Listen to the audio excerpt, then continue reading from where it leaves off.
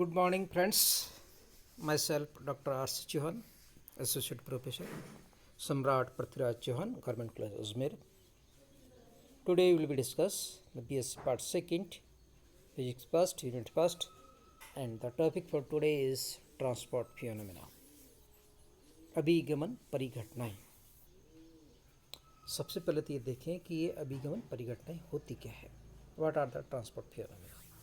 तो इसकी जो ऑफिशियल डेफिनेशंस है वो ये है कि यदि किसी निकाय में स्थायी ऐसा में किसी चर वेरिएबल की प्रवणता प्रदान की गई हो तो उस भौतिक राशि का एक स्थान से दूसरे स्थान पर अभिगमन यानी ट्रांसपोर्टेशन होता है.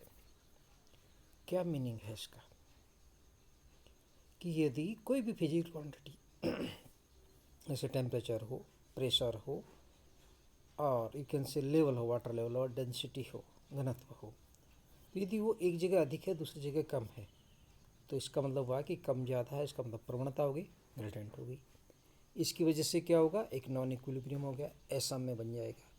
जैसे हम देखते हैं कि यदि एक की किसी क्षण में एक को हम सिरे को गर्म करते हैं, दूसरा ठंडा है, तो थोड़ी देर में क्या होता है, गर्म सिरे से वाली जो एनर्जी है वो ठंडे सिरे की ओर ट्रांसफर हो जाती है, वो भी गर्म आ जाता है. अर्थात टेम्परेचर डिफरेंस के कारण हीट एनर्जी का ट्रांसफ़र होता है. इसी तरह से यदि दो टैंक है, यदि इनको पानी डालते हैं और एक को हाई लेवल है दूसरे को कम लेवल है और दोनों को पाइप से जोड़ दें तो क्या होता है, हाई लेवल से लो लेवल की ओर पानी का अपने आप प्रवाह होता है. तीसरा, यदि हम देखें कि सेंट की बोतल है, उसको एक जगह खोल देते हैं तो वहाँ से सारे जगह कमरे में, पूरे कमरे में फैल जाती है. इसका मतलब high density to low density diffusion होता है, विसरण हो जाता है. तो इसी प्रकार यदि किसी भी फिजिकल क्वांटिटी की ग्रेडियंट हो तो एक नॉन इक्विलिब्रियम डेवलप हो जाता है और वहाँ से इसके कारण एक फिजिकल क्वांटिटी एक जगह से दूसरी जगह मूवमेंट हो जाती है और इसी को हम ट्रांसपोर्टेशन कहते हैं. ये प्रवणता एक परिचालक बल की तरह कार्य करती है. This is behave just like the driving force. जैसे हमने देखा कि टेम्परेचर डिफरेंस के कारण जो प्रवणता उत्पन्न हो गई वो एनर्जी के लिए एक ड्राइविंग फोर्स की तरह काम करती है. पानी का लेवल डिफरेंट है तो पानी का मूवमेंट हो जाता है, वहाँ से एक तरह से फोर्स की तरह काम करती है. जैसे एग्जांपल देखें कि यदि गैस के विभिन्न भागों में वेग अलग अलग है तब गैस की विभिन्न सतहों में आपेक्षिक गति के कारण संवेग का स्थानांतरण होता है. Due to the relative motion between the different layers of the gas there is the transportation of the momentum and this result of this one is that the viscosity, जिसको हम श्यानता कहते हैं, तरल पदार्थों में होता है. इसको डिटेल से हम डिस्कस करते हैं. दूसरा है, यदि ताप में भिन्न भिन्न है तो उच्च ताप से निम्न ताप की ओर गतिज ऊर्जा का अभिगमन हो जाता है, transportation of the kinetic energy due to the high temperature to low temperature, और इसको हम थर्मल कंडक्टिविटी कहते हैं, ऊष्माचारण कहते हैं. तीसरा, यदि अणु घनत्व मॉलिक्यूलर डेंसिटी अलग अलग हो तो high density to low density द्रव्यमान का अभिगमन होता है और इससे विसरण का गुण उत्पन्न हो जाता है, डिफ्यूजन डेवलपमेंट हो जाता है. तीनों को एक साथ हम कलेक्टिवली देखें तो देखिए कि ताप में भिन्नता के कारण गतिज ऊर्जा का स्थानांतरण होता है, रिजल्ट क्या होता है, थर्मल कंडक्शन, ऊष्मा का चालन होता है. दूसरा, यदि वेग भिन्नता है, वेलोसिटी इज द डिफरेंट, तो संवेग का स्थानांतरण होता है, there is the moment of the transportation of the momentum, and इसका जो रिजल्ट आता है वो श्यानता होती है, विस्कोसिटी. एंड थर्ड वन, यदि अणु घनत्व अधिक है, कम ज़्यादा है, भिन्नता है, तो द्रव्यमान का अभिगमन होता है and that is responsible for the diffusion, विसरण. So today we will discuss the important topic and that is for the viscosity, श्यानता. देखें श्यानता क्या चीज़ है. माना कि दो समांतर पृष्ठों ए बी व सी डी के मध्य गैस एक्स दिशा में प्रवाहित हो रही है. ये दो लेयर है और इनके बीच में गैस प्लस एक्स डायरेक्शन में से फिगर में बताया हमने, हॉरिजॉन्टल मूवमेंट है. अब हम देखें कि ए बी पर परत स्तर है क्योंकि वो लेयर है तो वहाँ पे कांस्टेंट है, तो वेलोसिटी वहाँ पे क्या आएगी, we x equal to zero हो जाएगी, जेड इक्वल टू जीरो पर. परंतु जैसे ही परत से ए बी से दूरी होती है, इंक्रीज होता जाता है, तो इसका मतलब वेग का मान बढ़ता जाता है. परत क्यू पर यदि बात करते हैं जो सेंट्रल में है, जिसकी डिस्टेंस ए से जेड दूरी है, जेड इक्वल टू जेड पर वेलोसिटी जो आ जाती है वो आ जाती है वी एक्स. फिर हमने क्या मान रखा है कि लैम्डा का, जैसे हम पहले पढ़ के आए, माध्य मुक्त पथ मीन परिपात है, तो क्यू से दो लेयर और मान लेते हैं, एक प्लस लेमडा एक माइनस लेमडा, एक ऊपर की ओर एक नीचे की ओर। ऊपर वाली परत जेड प्लस लेमडा पर जिसको हम पी पर से डिनोट कर रहे हैं, नीचे वाली परत जिसको हम आर से डिनोट करते हैं वो डिस्टेंस है जेड माइनस लेमडा। तो हमने देखा कि जेड पर वेलोसिटी है वी एक्स, तो पी पर वेलोसिटी कितनी आएगी वो चेक करते हैं। देखिए कि एकांक दूरी के हिसाब से जो वेग बदलता है that is velocity gradient, that is del v x by the del z. एकांक दूरी में जो वेग में परिवर्तन होता है d we x by d z. तो लेमडा दूरी में कितना परिवर्तन आ जाएगा, lambda into d we x by D z. So the p point पे जो डिस्टेंस है वो जेड प्लस लेमडा है, तो वहाँ जो वेलोसिटी आ जाएगी वो आ जाएगी v x plus lambda D we x by D z. इसी प्रकार यदि हम आर की बात करते हैं, जेड माइनस एल डिस्टेंस पर बात करते हैं, तो जो वेलोसिटी है वो आएगी we X minus lambda D we x by D Z. Here D we x by D Z is the velocity gradient along the Z axis, Z दिशा में वेग प्रवणता है। अब हम कैलकुलेट करना चाहते हैं विस्कोस फोर्स, श्यानता बल। जैसे हमने फर्स्ट ईयर में पढ़ के आए विस्कोसिटी क्या होती है, विस्कोस फोर्स क्या होता है, उसी तरह से हम कैलकुलेट करते हैं। परत पी पर वेग परत क्यू के वेग से अधिक है, ऊपर वाली वेग का नेचुरल ज़्यादा है, अतः यह नीचे की परत पर एक स्पर्शी बल लगती है जिसके कारण वेग बढ़ जाता है, क्योंकि ऊपर वाला नीचे वाले को चलाना चाहता है और जो नीचे वाला कम है। जैसे एक आलसी बच्चा दूसरे को आलस बनाना चाहता है, अरे यार बैठ, और यदि पढ़ने वाला बच्चा दूसरे को मोटिवेट करता है भाई पढ़ना शुरू जरूरी है। इसी तरह से ये परतें हैं, ऊपर वाली परत का वेग अधिक है, नीचे वाले वेग का परत कम है, तो ऊपर वाली नीचे वाले को चलाना चाहती है, नीचे वाले ऊपर वाले को रोकना चाहती है। इसी का विस्कोसिटी का गुण है। इसी प्रकार कम वेग से प्रभावित होने वाली परत ऊपर वाले वेग के प्रभावित वेग को कम करने का प्रयास करती है, रिवर्स इज दैट। अतः गैस के प्रवाह को बनाए रखने के लिए इस विपरीत दिशा में कार्य करने वाले बल के विरोध में बाह्य बल की आवश्यकता होती है। To maintain this one we need a external force. और एक्सटर्नल फोर्स जैसे हमने कहा कि ड्राइविंग फोर्स किसके कारण होता है, इस ग्रेडियंट के कारण। तो उसको कैलकुलेट करते हैं।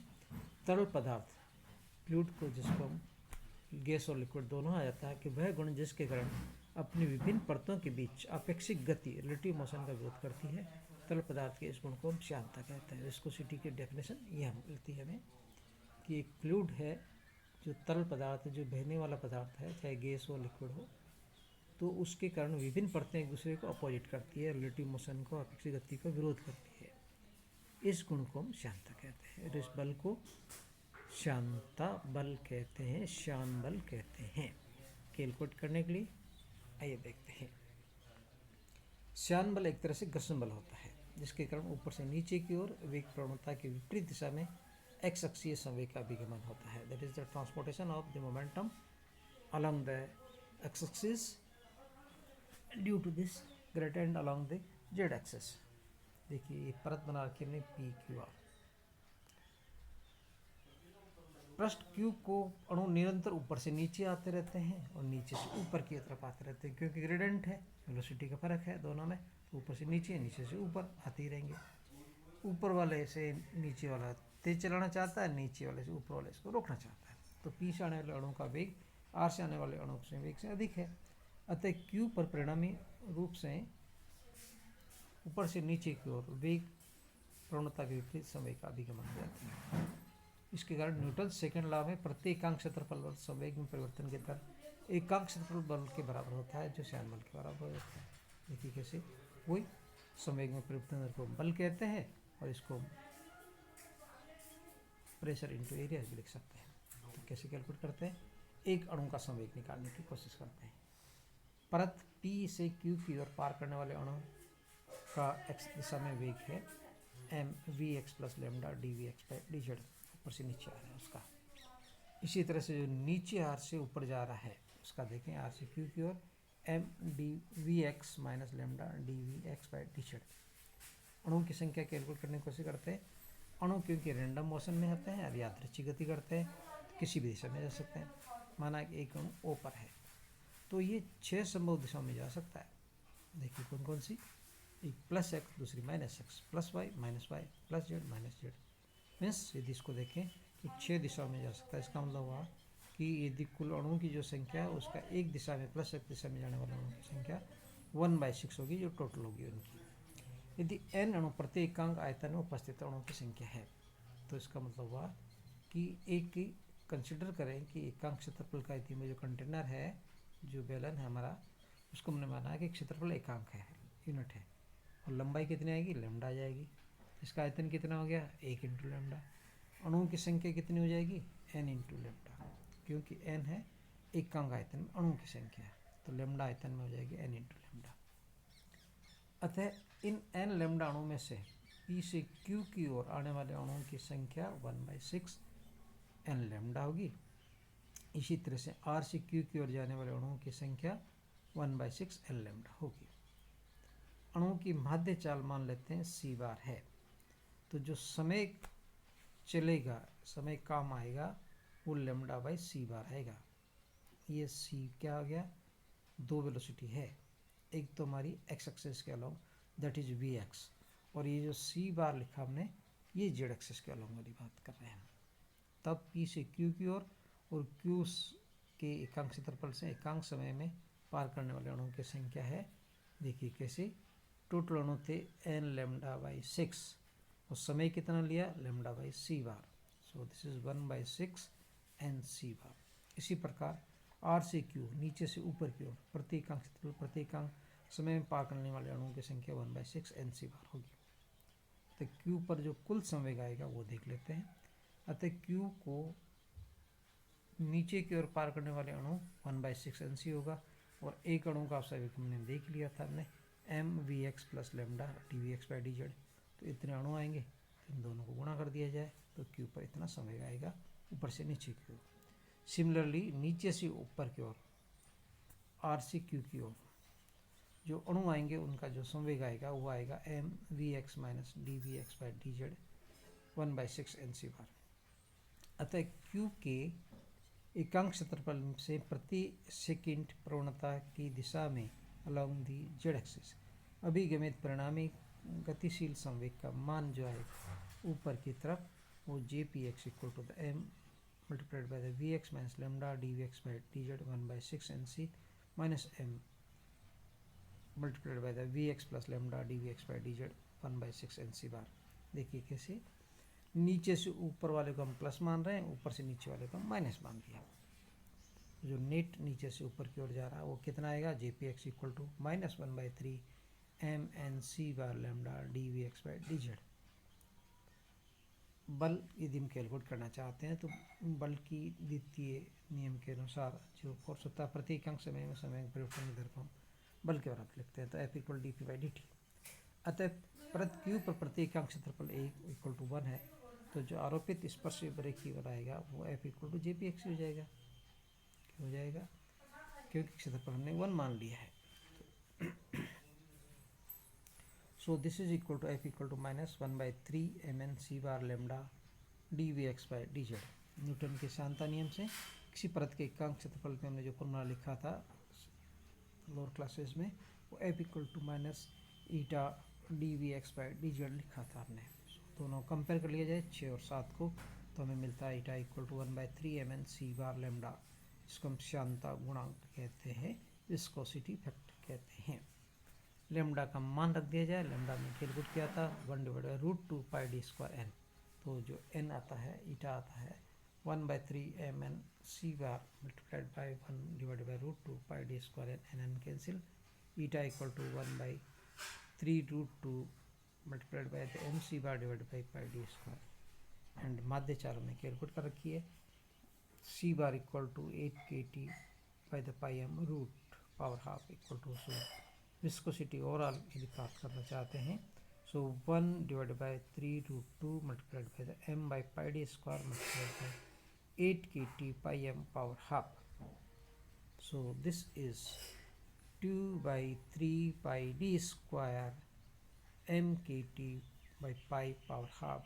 This proved that the viscosity is directly proportional of the T power half.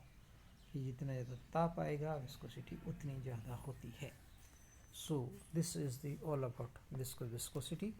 Thank you very much. Have a good day.